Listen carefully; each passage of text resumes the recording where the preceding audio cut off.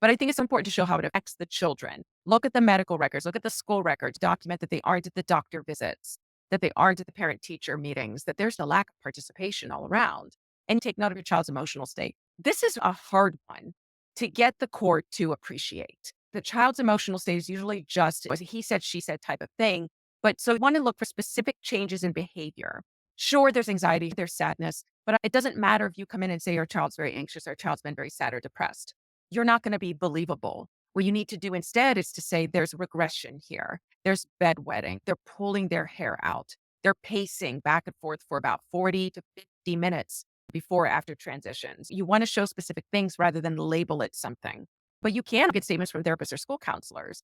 We have had clients all throughout. I know you've probably seen some of these as well, who have drawing samples, writing samples from kids. Mm. The kiddos are expressing sadness and anger at the absent parent. Those are incredibly powerful in court. You should work carefully with your strategist or your lawyer, especially if there are a lot of them, to make sure that it doesn't come back on you as if you're alienating the child to be writing these things. But if it happens, especially in school versus at home, I find those to be the most powerful things.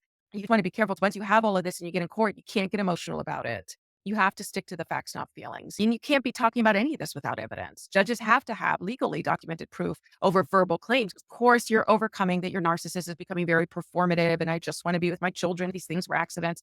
But honestly, even though they're just showing up sometimes, you still want to have your documentation to show what's going on.